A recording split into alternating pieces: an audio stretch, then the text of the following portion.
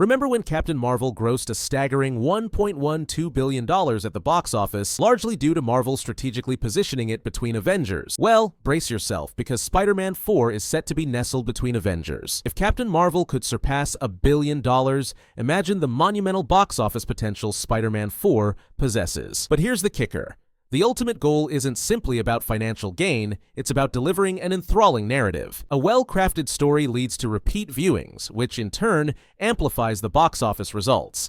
It's all interconnected, and this is precisely why Spider-Man 4 can no longer afford to remain a mere street-level tale.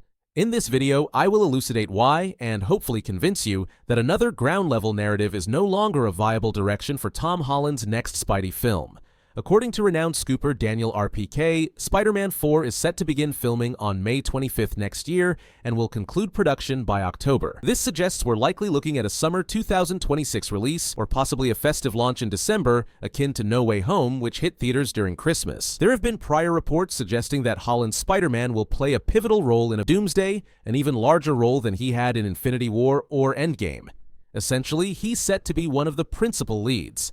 Now, Tom's Spider-Man has undergone substantial character development within the MCU. He's experienced profound loss, from Uncle Ben to his mentor Tony Stark to Aunt May and ultimately his entire identity.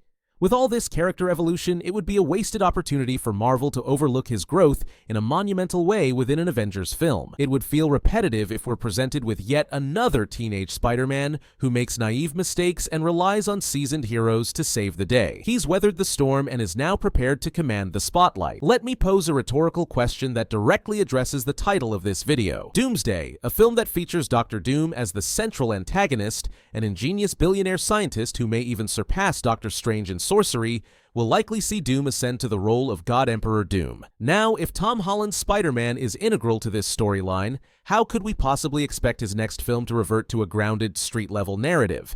In fact, considering Marvel's Phase 6 slate, it's almost inevitable that Spider-Man 4 will directly lead into Avengers, the events from Fantastic Four. First steps will funnel into Avengers Doomsday, which will then transition into Spider-Man 4, ultimately paving the way for Secret Wars.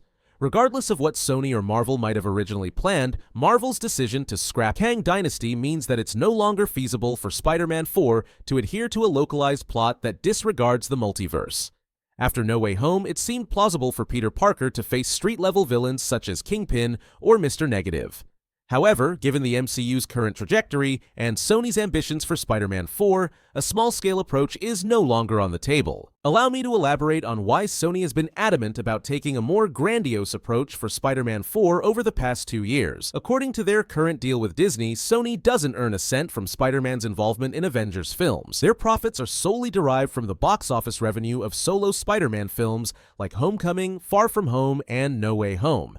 This means they're missing out on the lucrative windfall from Marvel's ensemble films. So from Sony's perspective, why would they loan Spider-Man for Doomsday and Secret Wars, films that are practically guaranteed to eclipse the $2 billion mark, only to settle for a solo, street-level adventure that might not even match No Way Home's success? Had No Way Home been released in China, it would have easily surpassed Infinity War's record. Sony is well aware of the immense box office power Spider-Man wields. This is why they refuse to settle for any low-stakes Spider-Man film, while Marvel benefits from using the character in their blockbuster ensemble movies. Think of it this way: if you're utilizing something I own, we would both expect to profit from it, but I certainly wouldn't remain idle while you rake in significantly more revenue, especially considering I'm the original owner. This perfectly encapsulates the situation between Sony and Marvel. Additionally, every time an Avengers film hits theaters, the preceding film tends to enjoy a substantial box office boost due to heightened audience anticipation. Black Panther is a prime example of this phenomenon, as it directly led into Avengers Infinity War with the Battle of Wakanda. While Black Panther would have been a hit on its own, its connection to Infinity War undeniably amplified the buzz surrounding it. Similarly, as I mentioned earlier,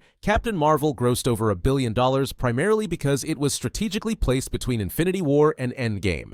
Now, Sony aims to replicate that success by positioning Spider-Man 4 as one of the most consequential Spider-Man films ever created. From Sony's perspective, they would prefer Avengers Doomsday to conclude with a cliffhanger even more intense than Infinity War. This would create a fervor of anticipation for Spider-Man 4, which would then address the cliffhanger. They would also want to capitalize on the box office potential of Secret Wars by ensuring that Spider-Man 4 has a direct narrative impact on the events of Secret Wars. This allows Sony to bask in the success of Doomsday while also capturing the audience's excitement for the epic showdown in Secret Wars. It's a win-win scenario. Now, Marvel must tread cautiously. They cannot afford to let an iconic character like Spider-Man feel underutilized. Here's what I believe Marvel should do. Since they aren't covering the production costs for the solo Spider-Man films, Sony bears the entire financial burden. Marvel should seize this opportunity to craft a storyline that not only elevates Spider-Man 4, but also bolsters the MCU as a whole. In doing so, they can exponentially increase the hype surrounding Secret Wars. If Spider-Man 4 surpasses expectations with a captivating narrative, it could easily add an extra $200 million to Secret Wars' box office earnings, at the very least. Thus, Spider-Man 4 is shaping up to be one of the most pivotal Spider-Man films ever made for both Marvel Studios and Sony Pictures. According to Alex Perez from the Cosmic Circus, the film is gradually shifting towards a multiversal narrative with each passing day, moving away from a street-level focus. In fact, it's reportedly leaning more towards a cosmic scale. As Marvel and Sony finalize pre-production on the film, it's becoming increasingly clear that Spider-Man 4 will traverse the multiverse rather than remain grounded. Perez also mentioned that Tom Holland will don the symbiote suit in the near future, possibly retaining it for multiple films. There's also a strong possibility that Tobey Maguire and Andrew Garfield will return for extended roles, especially given the multiverse-centric saga currently unfolding. This perhaps explains Andrew Garfield's evasive responses when asked about his future as Spider-Man during the promotion of his new film, We Live in Time. Have you offered up your own perspective, ideas to Amy and company about what you'd like to see? See, I also understand that question as well. Because it was such a success. Right. That you'd kind of go, well, they must be talking about it. And Andrew, knowing Andrew as I know Andrew, Josh, I am Josh now. Andrew's full of ideas. So he's definitely expressed some of those. I can imagine how you would imagine that to be true.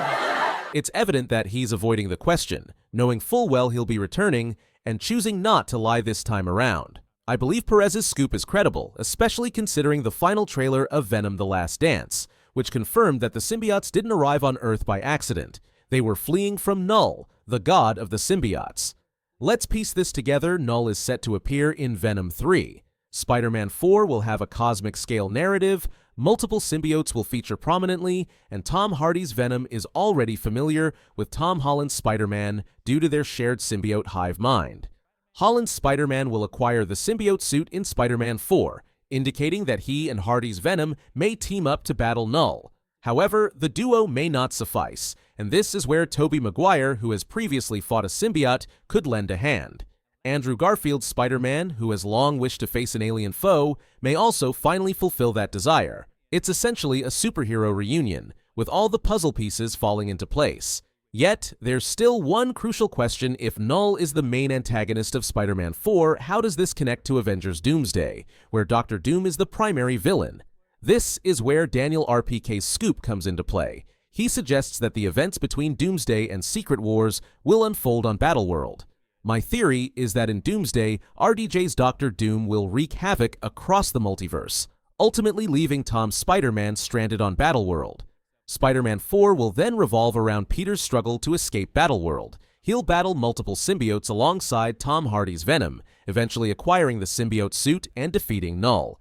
By the conclusion of Spider-Man 4, Peter Parker and Venom will return to Earth, but not before the multiverse is irreparably shattered, laying the foundation for Secret Wars. If you're as excited as I am about Spider-Man 4 and the future of the MCU, don't forget to hit that like button, subscribe for more Marvel content, and drop your thoughts in the comments below. What are your predictions for Avengers Doomsday? Let me know.